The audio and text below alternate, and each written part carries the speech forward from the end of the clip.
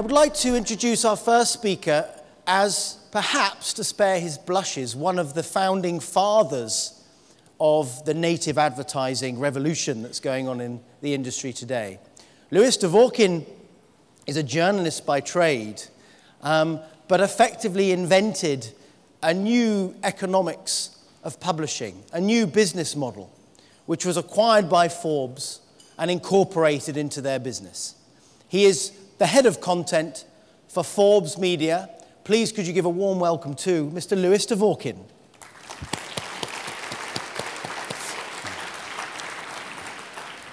Thank you, Charlie. Thank you, Charlie. If I were the founding father of native advertising, I'd probably be 100 years older than I am right now, largely because so much of what I'm going to talk about actually began with companies like Michelin and John Deere 100 years ago. We've all heard the Michelin Guide, and we've all heard, or we probably haven't heard of The Furrow, which is a magazine that John Deere started. That was all about content marketing. But before I get to that, I want to talk about everything that Charlie talked about or mentioned, and it starts with as we've changed, that's BC Forbes right there. He had an idea, and that idea was aspiration, entrepreneurial capitalism. People wanted to succeed. That worked for a really, really long time. Then this is what happened. Journalism started to collide with digital publishing. It changed everything. It changed anybody could publish anytime, anywhere. We all know that. Digital publishing then collided with social media. That became a completely other change that meant editors no longer controlled anything. Actually, their friends did through the social media platforms. Then, what's happening now is social media is colliding with mobile, and that really is the state of play, and that is a great focus. Now, all that's happened, and let me give you some big thoughts what that means. Journalism, marketing, and PR are converging. A lot of my colleagues would think that's blasphemy to say, but that's what's happening, and we'll get into that. There is increasingly one single conversation because of that, with many voices participating in that conversation. The audience, journalists, and marketers. One conversation, three voices that previously were placed into silos are now all in one place on the digital screen. Yesterday, I went to see the Pope at noon. He came out of his window and reminded me that church versus state still exists here in Rome, but in the world of editorial and advertising, it's really not church versus state anymore. It's about transparency. Those are words I use, transparency. That is something that is vastly difficult for many of my colleagues to appreciate. The economics of journalism are broken, and they need to be fixed, and that's what we're trying to do. The century-old processes of producing journalism are broken with them, and they need to be changed. Now, what does that mean? That means audiences, they want great content, and they simply don't care where the content is from. That content could be from journalists, that content could be from their friends, that content can be from marketers. There's only one thing today's audience demands, that it's identified, clearly labeled, clearly transparent, who is speaking. That's the information they want, and it needs to be good. So, this is Peter Drucker, and probably one of the greatest management gurus ever. That quote right there really says everything about what needs to happen, and certainly about what Forbes is doing. And I'm going to read it. The mission says why you do what you do, not the means by which you do it. Our mission is the same. The mission of journalism is the same. The mission of Forbes is the same. We've decided to change the means by how we do journalism. And that's what we can talk about, and that is what brought us to what's now called native advertising. In changing the means of what we do and how we do it, we've absolutely changed the culture of publishing. It's been a complete DNA change for us and which others are going to face as well. So what have we done to change that culture, and what are you going to see more of? Because I can read you from the New York Times to the Financial Times to the Guardian, all the journalistic enterprises that are slowly changing what they do. We've turned the content model upside down, which we'll talk about. We've changed our labor model. We've changed our compensation model. And we've changed the advertising model. That's all worked for us in how we're changing the economics of journalism and how we're enabling our audience to receive messages from their friends, from journalists, and from marketers as well. Now, why are we doing all this? Why does journalism need to do all this? Because we believe in advertising-supported journalism, and we need to find a way to pay for it.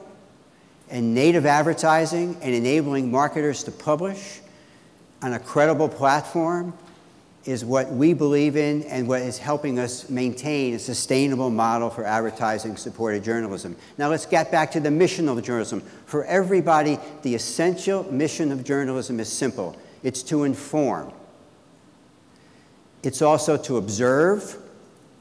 It is to collect. And it is to interpret.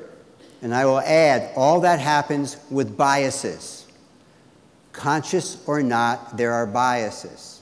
The media business has sat or shielded itself behind objectivity for a very long time.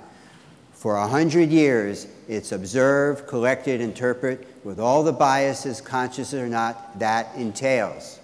Once you recognize that, and once you're clearly transparent and you identify who's speaking, you're able to do so many different things in the world of media that many media players wouldn't do. Now, to do all that, you need to build the tools, whether it's we building the tools or Twitter building the tools or other folks building the tools. You need to build the tools to publish. And once you build those tools, you need to create a platform. And in that platform, you're giving everybody the opportunity to say something. So, what's our model? Now, pay careful attention to this because this says 1,300 contributors. 1,300 contributors publishing under their own name and their own brand. They aggregate an audience. It's a disaggregated audience out there now. They are aggregating an audience. They publish under their own name with their expertise, and audiences attach themselves to them. That's when we say content is content. Content is content as long as it's fully labeled and fully transparent.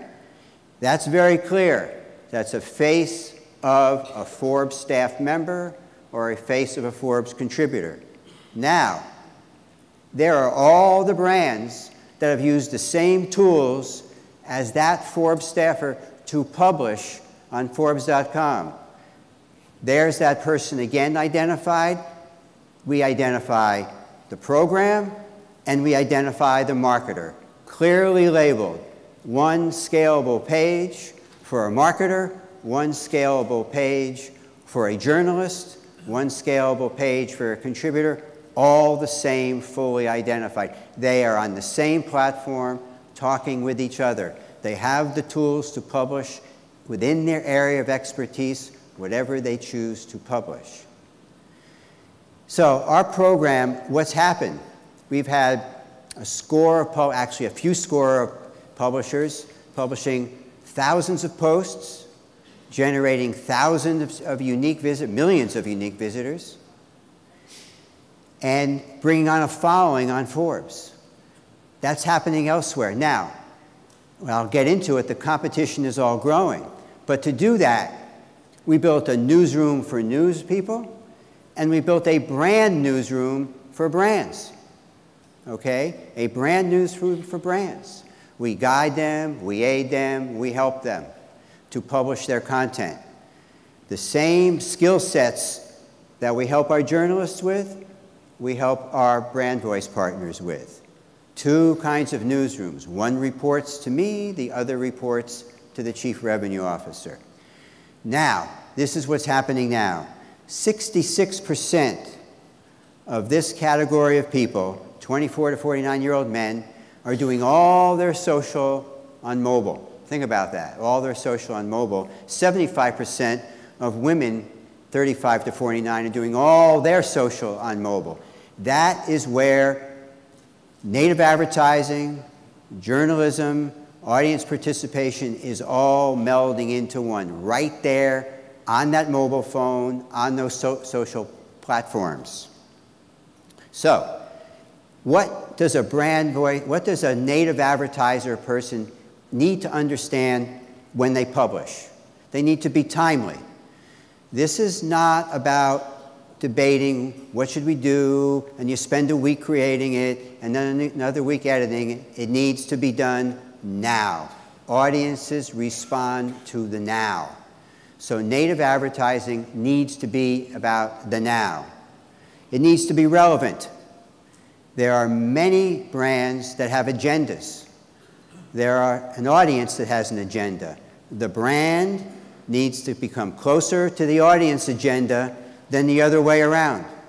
We see it all the time. Brands following their agenda, publishing content, getting no audience. Brands following the audience agenda, driving hundreds of thousands of page views. Timeliness and relevance. It needs to be authentic. This audience today is a very sophisticated audience. They see through a pitch very quickly. If you want to pitch in the world of native advertising, it will not work.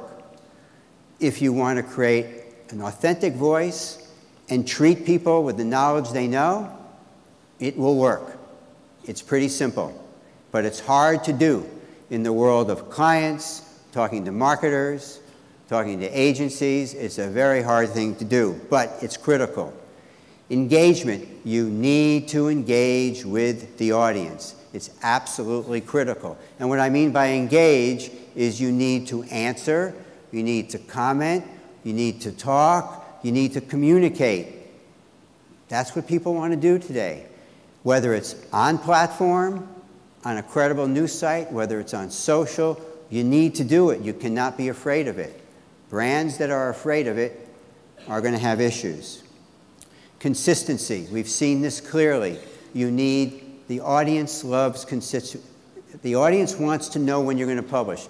Is it once a day? Is it once a week? Is it twice a week? Is it once a month? That will also help you internally be timely. If you create that consistency internally, you will find you'll become much more in the audience agenda and not solely on what your agenda will be, what your agenda is as a marketer. Now, there's a lot going on in native advertising. The competition, when we first started this 4 years ago, it was pretty much us and BuzzFeed.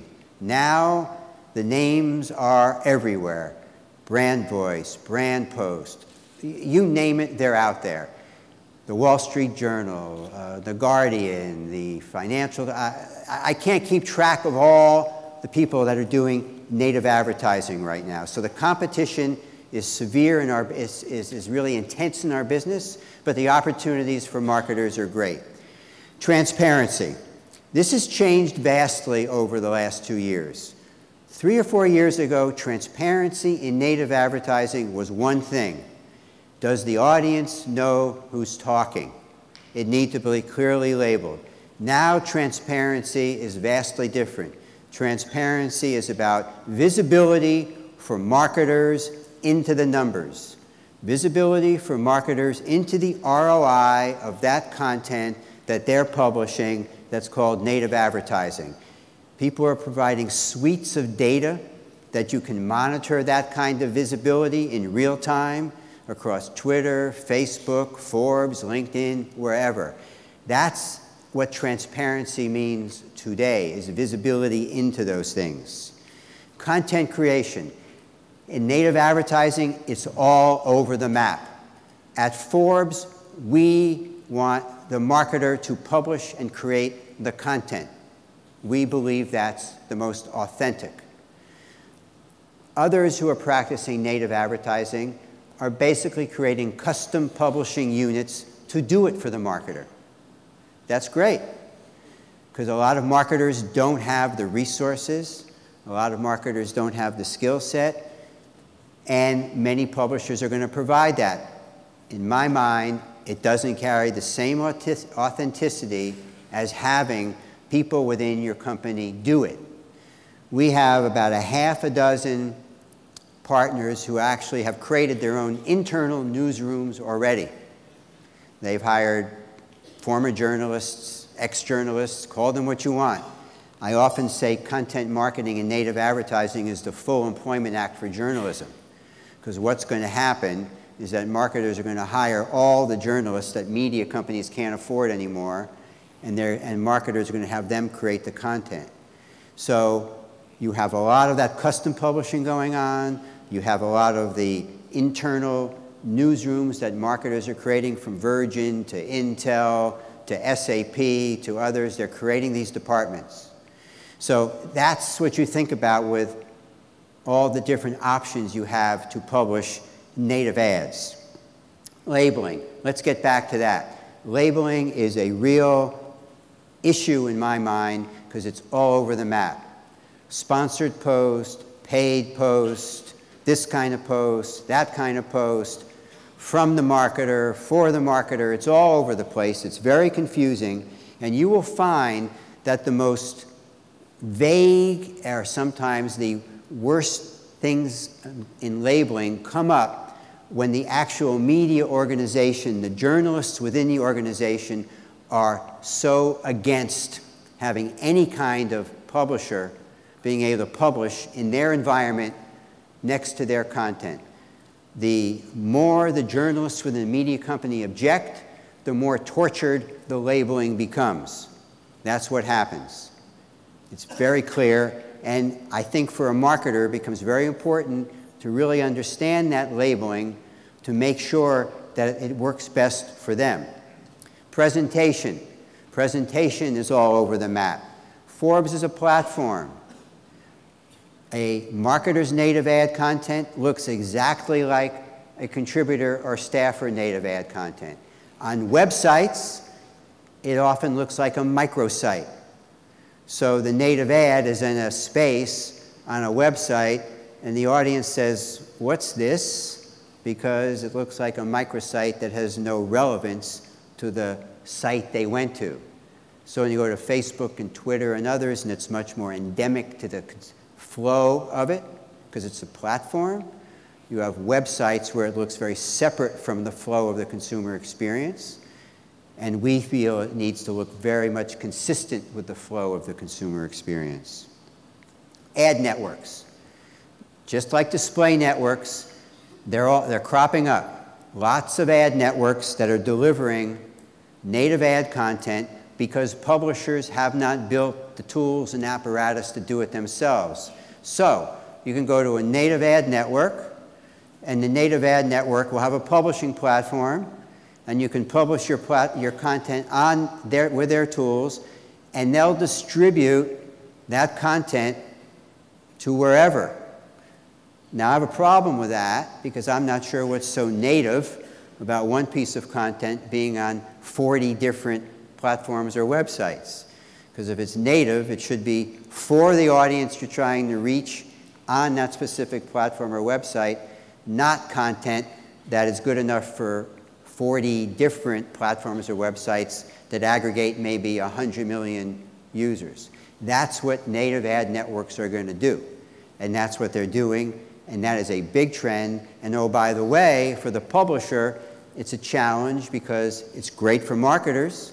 It may bring the price of that native ad down for something that we believe at Forbes should be a premium product. But it also means you're going to pay less and probably have it distributed to 100 or 200 million people that makes it far less native than it really should be. That's our view of the world. Distribution. Yes, distribution can be paid for. I see there's some sponsors here that we use to help distribute that content. We have teams that distribute across social media, but we can also buy it with some of these other kinds of networks. So you want to understand what is that paid distribution all about. The ad buy. There are many kinds of ad buys in native advertising today. We have a site license mentality. You pay a monthly fee, and you publish when you want. Others will have much more of a per-post model, where you pay per post.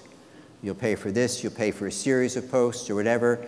All different kinds of ad buys are out there at varying different costs. Evaluation. How do you determine ROI? How do you do that? That's where it gets to the visibility of the numbers that need to be provided. Right now, it's not the easiest thing in the world to determine the ROI on native ads.